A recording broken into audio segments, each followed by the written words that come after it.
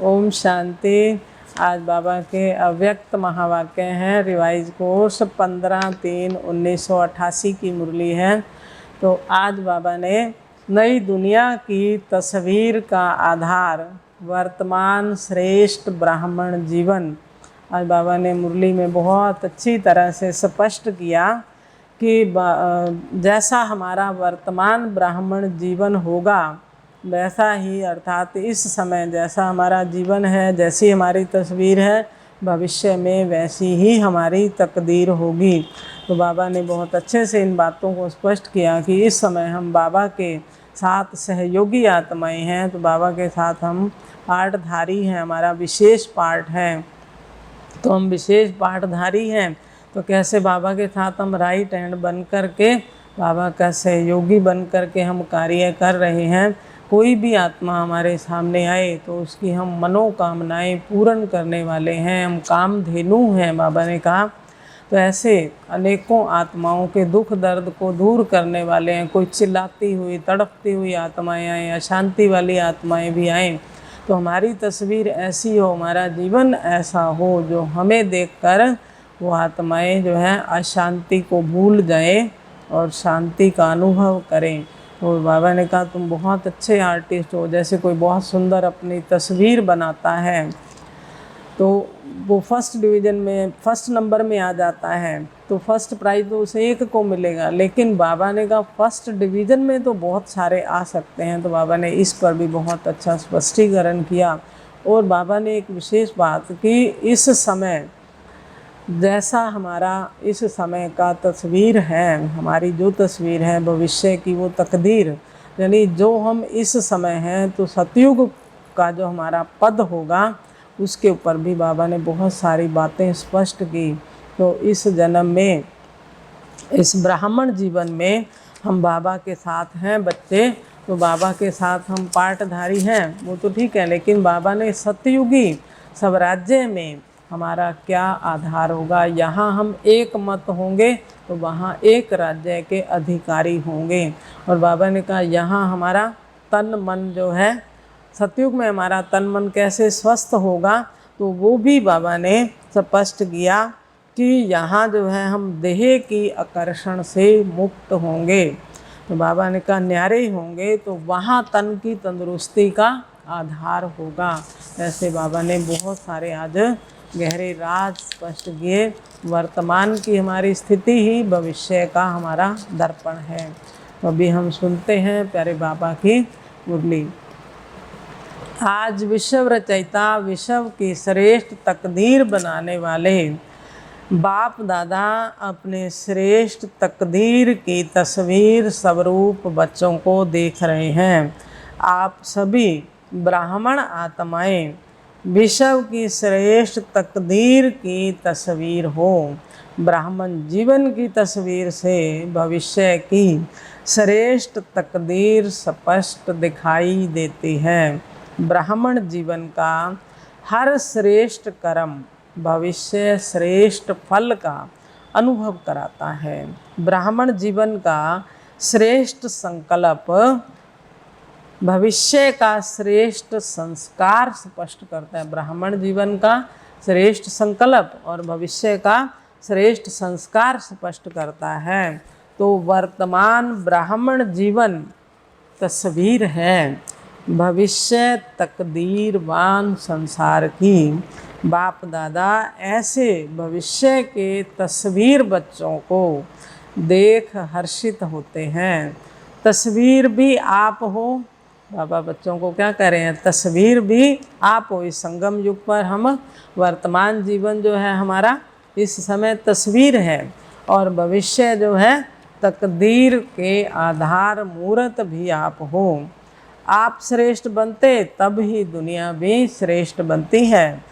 आपकी उड़ती कला की स्थिति तो विश्व की भी उड़ती कला है।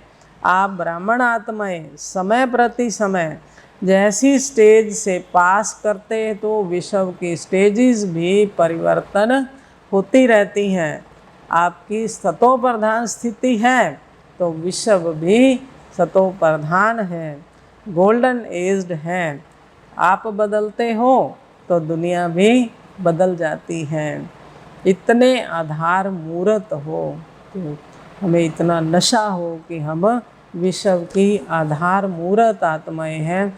हमें अपनी तस्वीर पर फुली अटेंशन रखना है कि हमारी तस्वीर ऐसी हो जो भविष्य की श्रेष्ठ तकदीर हो हमारी, और इस समय वर्तमान जीवन जो है हमारा इतना श्रेष्ठ हो। तो जैसी हमारी अब स्टेज होगी तो बाबा ने कहा ना, आप बदलते हो तो दुनिया भी बदल जाती। वर्तमान समय बाप के साथ कितना श्रेष्ठ पाठ बजा रहे हो। सारे क्लब के अंदर सबसे बड़े ते बड़ा विशेष पाठ इस समय बजा रहे हो। कैसा विशेष पाठ? बाप के साथ साथ सहयोगी बन विश्व की हर आत्मा की अनेक जन्मों की आशाएं पूर्ण कर रहे हो। बाप द्वारा हर आत्मा को मुक्ति व जीवन मुक्ति का अधिकार प्राप्त कराने के निमित्त बने हुए हो। ऐसे हर आत्मा को इच्छा मात्रम अविद्या की स्थिति का अनुभव कराते हो। एक जन्म की इच्छाएं पूर्ण करने वाले नहीं। तो बाबा ने कहा एक जन्म की केवल हम इच्छा पूर्ण करने वाले नहीं, लेकिन अनेक जन्मों के लिए इच्छा मात्रम अविद्या की अनुभूति कराने वाले हो। जैसे बाप के सर्व भंडारे सर्व खजाने सदा भरपूर हैं, अप्राप्ति का नाम निशान नहीं, ऐसे बाप समान सदा और सर्व खजानों से भरपूर हो। इस समय सहयोगी आत्माएं जो हैं बाबा ने कहा कैसी हैं?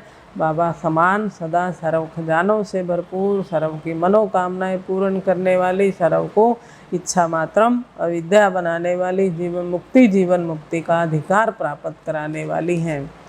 ब्राह्मण आत्मा अर्थात प्राप्ति स्वरूप आत्मा, संपन्न आत्मा। जैसे बाप सदा लाइट माइट हाउस है, ऐसे ब्राह्मण आत्माएं भी बाप समान हो, लाइट हाउस हो। इसलिए हर आत्मा को अपनी मंजिल पर पहुंचाने के निमित्त हो। जैसे लाइट हाउस होता है, समुद्री जहाज जब चलते हैं तो उनको रास्ता दिखाता है लाइट हाउस। तो ऐसे बाबा ने कहा आप भी दुनिया की आत्माओं के लिए लाइट हाउस भी हो और माइट हाउस भी हो, उनको रास्ता दिखाने वाले हो, मंजिल पर पहुंचाने के निमित्त हो। जैसे बाप हर संकल्प, हर बोल, हर कर्म से हर समय दाता है, वरदाता है, ऐसे आप ब्राह्मण आत्माएं भी दाता हो, वरदाता, मास्टर वरदाता हो। ऐसे ब्राह्मण जीवन की तस्वीर हो। कैसी तस्वीर? बाबा ने कहा आप आत्माएं अनेक आत्माओं को मंजिल तक पहुंचाने के निमित्त हो। आप इस समय बाबा ने कहा हर जैसे बाप हर संकल्प, बोल, हर कर्म से हर समय दाता वरदाता है, ऐसे ब्राह्मण आत्माएं भी दाता, मास्टर, वरदाता हैं। तो ऐसी बाबा ने कहा ब्राह्मण जीवन की तस्वीर हो जो अन्य आत्माओं को हम अनेकों प्राप्तियां करा सकें। इस समय अपनी तस्वीर में देखो, सदा ऐसी तस्वीर बनी है, ऐसी तस्वीर जो कोई भी देखे सदा के लिए प्रसन्नचित्त हो जाए। जरा भी अशांति की लहर, कोई जरा भी अशांति की लहर वाला भी हो तो आपकी तस्वीर देख अशांति को भूल जाए, ऐसी हो हमारी तस्वीर। कोई भी अशांत आत्मा भी हमारे सन्मुख आए तो वो अपनी अशांति को हमारी तस्वीर को देखते ही वो भूल जाए। अशांति शांति की लहरों में लहराने लगे। अप्राप्ति स्वरूप, प्राप्ति स्वरूप की अनुभूति स्वतः करें। बाबा ने को वो अप्राप्ति स्वरूप कोई आत्मा सामने आए तो वो प्राप्ति की अनुभूति स्वतः ही करने लग जाए। ऐसी अनुभूति भिखारी बनकर आए और भरपूर बनकर जाए, ऐसी हो हमारी तस्वीर। कोई भी आत्मा दुखी अशांत आई है, वो भिखारी बनकर आई है तो वो भरपूर बन कर के जाए। आपकी मुस्कुराती हुई मूरत देख मन का वह आँखों का रोना भूल जाए। बाबा ने कहा ऐसी हमारी तस्वीर हो, ऐसी मुस्कुराती हुई मूर्त हो, जो दुखी अशांत आत्मा आए, रोती तड़पती चिल्लाती हुई भी आए तो वो रोना भूल जाए और मुस्कुराना सीख जाए। आप लोग भी बाप को कहते हो ना कि मुस्कुराना सिखा दिया। एक गीत भी है ना, किसी ने अपना बना के मुझको मुस्कुराना सिखा दिया। तो हम बच्चे भी बाबा को बोलते हैं ना कि आपने हमें मुस्कुराना सिखा दिया। तो आपका काम ही है रोना छुड़ाना और मुस्कुराना सिखाना। तो ऐसी तस्वीर ब्राह्मण जीवन है, सदा यह स्मृति में रखो। क्या बात स्मृति में रखनी है कि हम ऐसे आधार मूर्त हैं, विश्व की आत्माओं के हम आधार मूर्त हैं, फाउंडेशन हैं, कल्प वृक्ष की जड़ें हैं हम। बाबा ने कहा ऐसा सदा स्मृति में रहे। इस समय की आपकी संपूर्ण स्थिति सतयुग की 16 कला संपूर्ण स्थिति का आधार है। अब की एक मत वहाँ के एक राज्य के आधार मूर्त है। इस समय हम एक मत होकर चलेंगे तो भविष्य में एक राज्य के हम आधार मूर्त। दूसरा बाबा ने कहा यहाँ के सर्व खजानों की संपन्नता, यहाँ पर बाबा ने संगम युग पर हमें कौन कौन से खजाने दिए, ज्ञान गुण शक्तियाँ, तो ये खजाने दिए हैं बाबा ने। तो बाबा ने कहा यहाँ सर्व खजानों की संपन्नता, ज्ञान गुण शक्तियाँ, सर्व खजाने वहाँ की संपन्नता का आधार हैं। तीसरा बाबा ने कहा यहाँ की देह के आकर्षण से न्यारापन, यहाँ संगम युग पर देह के आकर्षण से न्यारापन वहाँ के तन की तंदुरुस्ती की प्राप्ति का आधार है। चौथा यहाँ अशरीरीपन की स्थिति और सतयुग में निरोगीपन लंबी आयु के आधार स्वरूप है। तो चौथा बाबा ने अगला पॉइंट कहा यहाँ की बेफिक्र बादशाहपन की जीवन, यहाँ संगम युग पर बेफिक्र बादशाहपन की जीवन और वहाँ के हर घड़ी के मन की मौज की जीवन इसी स्थिति के प्राप्ति का आधार बनती है। नेक्स्ट है एक बाप दूसरा ना कोई, यहाँ की यह अखंड अटल साधना। एक बाप दूसरा ना कोई, यहाँ की यह अटल अखंड साधना वहाँ अटल अखंड अखुट निर्विघ्न साधनों की प्राप्ति का आधार बनती है। यहाँ का छोटा सा संसार, यहाँ संगम युग का छोटा सा संसार, बाप दादा व माता पिता भाई बहन वहाँ के छोटे संसार का आधार बनता है। यहाँ एक माता पिता के संबंध के संस्कार, वहाँ भी एक ही विश्व के विश्व महाराजन व विश्व महारानी को माता पिता के रूप में अनुभव करते हैं। तो यहाँ के स्नेह भरे परिवार का संबंध वहाँ भी चाहे राजा और चाहे प्रजा बनते, लेकिन प्रजा भी अपने को परिवार समझती है और स्नेह की समीपता परिवार की रहती है। तो बाबा ने इतना ज़्यादा स्पष्ट किया कि संगम युग पर जैसी हमारी तस्वीर है, जैसी हमारी स्थिति है संपूर्ण स्थिति, तो सतयुग में भी वो सब आधार है। तो कैसे बाबा ने अनेकों पॉइंट से इसको स्पष्ट किया। विषय की तस्वीर आप हो ना।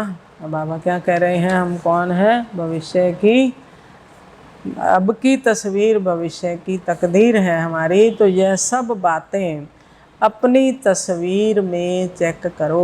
ऊपर जो बाबा ने बताई सब बातें कि यहाँ पर एक मत, वहाँ एक राज्य के अधिकारी, और यहाँ बाबा ने कहा यहाँ हम अखुट खजानों से संपन्न, ज्ञान गुण शक्तियों रूपी खजानों से, तो वहाँ सतयुग में भी संपन्नता का आधार होगा। परिवार का भी बाबा ने बताया, माता पिता का संबंध है, वहाँ भी विश्व महाराजन जो आत्माएं होंगी उनको माता पिता के रूप में देखेंगी, और प्रजा भी होगी तो वो भी परिवार का प्यार का अनुभव करेंगी। वो सारा अभी बाबा ने कहा संगम युग पर अगर ऐसा अनुभव होगा, ऐसी हमारी तस्वीर होगी तो भविष्य में होगी वो तस्वीर तकदीर हमारी। तो भविष्य की तस्वीर आप हो ना, यह बातें अपनी तस्वीर में चेक करो। कहाँ तक श्रेष्ठ तस्वीर बन करके तैयार हुई है। अब तैयार हुई है कि अभी तक रेखाएं खींच रहे हो। बाबा पूछ रहे हैं, अभी तक रेखाएं तो नहीं खींच रहे हो, तस्वीर बनकर तैयार हुई है या नहीं। होशियार आर्टिस्ट हो ना, बाप दादा यही देखते हैं कि हर एक ने कहाँ तक तस्वीर तैयार की है। दूसरे को लेना तो नहीं दे सकते कि इसने यह ठीक नहीं किया तो इसलिए ऐसा हुआ, नहीं। अपनी तस्वीर आप ही बनानी है, दूसरों पे नहीं बात रखने की, इसने ऐसा किया तब मेरी तस्वीर खराब हो गई। बाबा ने कहा नहीं, और चीज़ें तो सब बाप दादा से मिल रही हैं, उसमें तो कमी नहीं है ना। तो बाबा ने कहा सब कुछ मिल रहा है, बाबा से कोई कमी थोड़ा है। सदा अपने को ऐसे समझो कि हम ही भविष्य की तकदीर की तस्वीर हैं। ऐसे समझकर हर कदम उठाओ। क्या समझकर? कि हम भविष्य की तकदीर की तस्वीर हैं। हमारा वर्तमान जीवन इतना श्रेष्ठ हो ताकि हमारी भविष्य तकदीर अच्छी से अच्छी हो। स्नेही होने के कारण सहयोगी भी हो, और सहयोगी होने के कारण बाप का सहयोग हर आत्मा को है। ऐसे नहीं कि कुछ आत्माओं को ज़्यादा सहयोग है और किन्हों को कम है। बाप दादा तो सबको एक जैसा दे रहे हैं, किसी को कम और ज़्यादा नहीं दे रहे हैं। बाप का सहयोग हर आत्मा के प्रति एक के रिटर्न में पदम गुणा है ही। जब बाप का सहयोग है तो हर कार्य हुआ ही पड़ा है, ऐसे अनुभव करते भी। और बाबा ने कहा ऐसे अनुभव करते भी हो और करते चलो। कौन सा अनुभव? कि बाबा का सहयोग हमें मिल रहा है, हर कार्य हुआ ही पड़ा है। ये बाबा ने कहा अनुभव करते भी हो और करते भी चलो आगे। तो जिसकी बहुत अच्छी तस्वीर होती है तो ज़रूर फर्स्ट नंबर आएगा। तो सभी फर्स्ट डिवीज़न में तो आने वाले हो ना। नंबर फर्स्ट एक आएगा, लक्ष्मी नारायण की सीट फिक्स है। बाबा ने कहा नंबर फर्स्ट तो एक ही आएगा, लेकिन फर्स्ट डिवीज़न तो है ना। फर्स्ट डिवीज़न में तो कोई भी आ सकता है। तो किस में आना है? फर्स्ट डिवीज़न सब के लिए है, कुछ कर लेना अच्छा है। बाप दादा तो सबको चांस दे रहे हैं फर्स्ट डिवीज़न में आने का। बाबा सबको चांस दे रहे हैं, चाहे भारतवासी हो चाहे डबल विदेशी हो, क्योंकि अभी रिजल्ट आउट तो नहीं हुई है ना। अभी तो हम आगे नंबर ले सकते हैं, तो फर्स्ट डिवीज़न में आ सकते हैं। रिजल्ट आउट नहीं हुआ। कभी अच्छे रिजल्ट आउट के पहले ही आउट हो जाते हैं। कई ऐसे अच्छे पुरुषार्थी भी हैं, रिजल्ट आउट से पहले ही वो आउट हो जाते, बाहर निकल जाते। तो यह जगह मिल जाएगी ना। इसलिए जो भी लेना चाहो अभी चांस है। फिर बोर्ड लगा देते हैं ना कि अभी जगह नहीं है, टू लेट का बोर्ड भी लग जाएगा कि अभी सीटें फुल हो गई, ये बोर्ड लग जाएगा। तो बाबा ने कभी तो बोर्ड नहीं लगा है, अभी तो आप फर्स्ट डिवीज़न में तो आ ही सकते हो। यह सीट फुल हो जाएंगी, इसलिए खूब उड़ो, दौड़ो नहीं लेकिन उड़ो। दौड़ने वाले तो नीचे रह जाएंगे और उड़ने वाले उड़ जाएंगे। उड़ते चलो और उड़ाते चलो।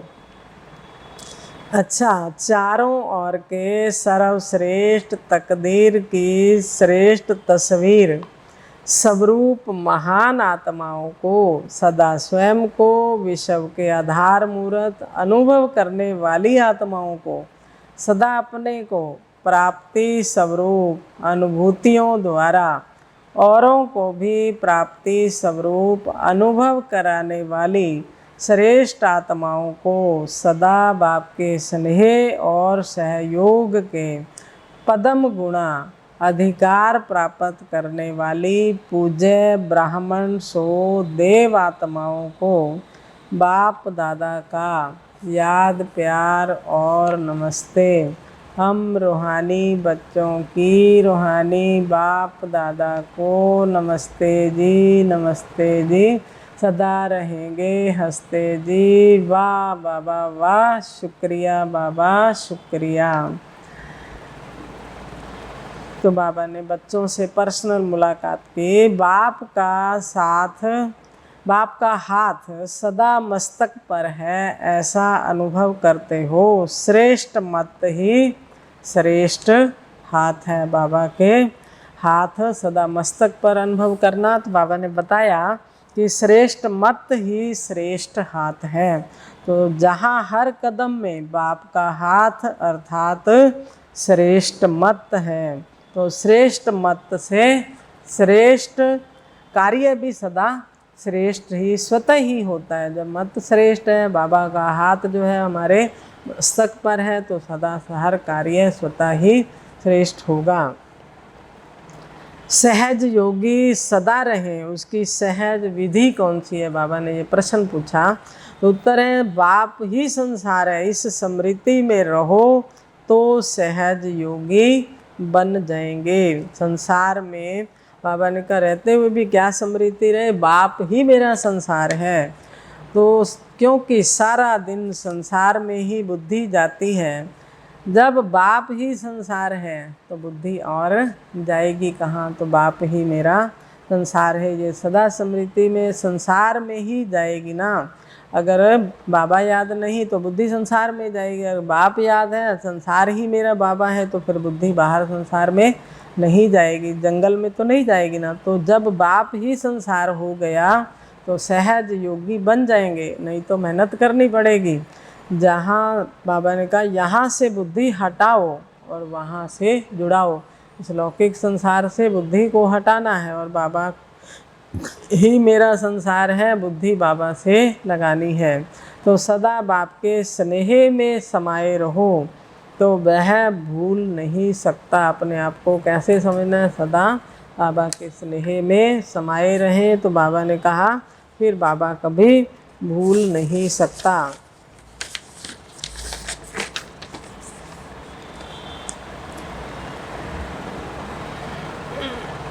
बाबा बच्चों को देख करके बहुत खुश होते हैं। योग युक्त नहीं तो माया से भी मुक्त नहीं। जो बच्चे योग युक्त नहीं रहते तो बाबा ने कहा वो माया से भी मुक्त नहीं रह सकते। जैसे बाबा सर्वशक्तिवान है तो माया भी कम नहीं है, वो भी पहलवान है, वो भी सर्वशक्तिवान है। तो बाबा ने कहा तो आप भी सर्वशक्तिवान, तो माया को भी सर्वशक्तिवान के साथ खेल करना अच्छा लगता है ना। तो बाबा कहते हैं अब तो जान गए हो ना माया को अच्छी तरह से। कभी कभी नए रूप से माया आ जाती है। नॉलेजफुल का अर्थ है बाबा को जानना, रचना को जानना और माया को भी जानना। अगर रचयिता और रचना को जान लिया तो माया को नहीं जाना, तो फिर बाबा ने कहा नॉलेजफुल नहीं ठहरे। कभी भी किसी भी बात में, चाहे तन कमज़ोर हो या ज़्यादा कार्य का बोझ भी हो, लेकिन मन से कभी भी थकना नहीं। तन की थकावट मन की खुशी से समाप्त हो जाती है। अगर शारीरिक थकावट है तो अगर मन खुश है, मन खुशी में डांस कर रहा है, तो वो तन की थकावट भी दूर हो जाती है। लेकिन मन की थकावट, अगर मन को थका लिया, बाबा ने कहा व्यर्थ के बोझ से मन को हमने भारी कर लिया, थकावट आ गई, तो मन की थकावट शरीर की थकावट को भी बढ़ा देती है। मन कभी थकना नहीं चाहिए। जब थक जाओ तो क्या करो? बाबा ने कहा मन कहीं थक जाए तो क्या करना है? सेकंड में बाप के पास वतन में आ जाओ। अगर मन को थकाने के आदी होंगे तो ब्राह्मण जीवन के उमंग उल्लास का जो अनुभव होना चाहिए वह नहीं होगा। अगर मन थक गया, मन उदास हो गया, तो फिर ब्राह्मण जीवन में जो उमंग उल्लास का अनुभव होना चाहिए तो वह नहीं होगा। तो इसलिए बाबा ने कहा कि हमेशा समझो करावनहार बाप करा रहा है और चलाने वाला चला रहा है। तो इसलिए कभी भी मन को थकावट नहीं होनी चाहिए।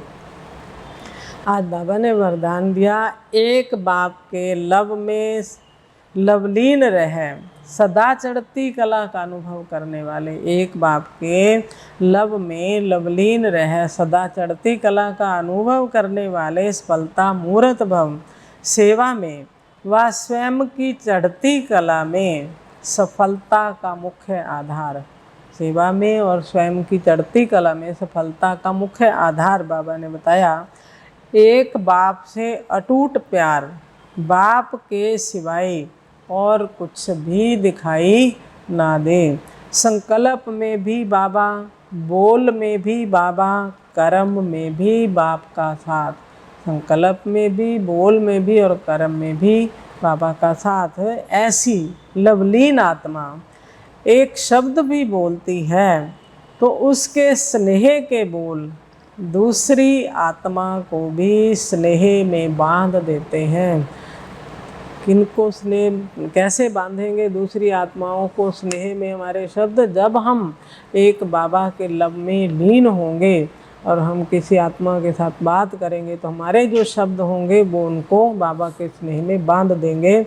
ऐसी लवलीन आत्मा का एक बाबा शब्द ही जादू का काम करता है। वह रूहानी जादूगर बन जाती है लवलीन आत्मा।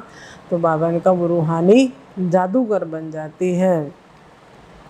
स्लोगन है, योगी तो आत्मा वह है जो अंतर्मुखी बन। योगी तो आत्मा वो जो अंतर्मुखी बन लाइट माइट रूप में स्थित रहता है। योगी तो आत्मा कौन है? जो अंतर्मुखी बन लाइट माइट रूप में स्थित रहता। अच्छा, यह बाबा के आज के अव्यक्त महावाक्य। ओम शांति।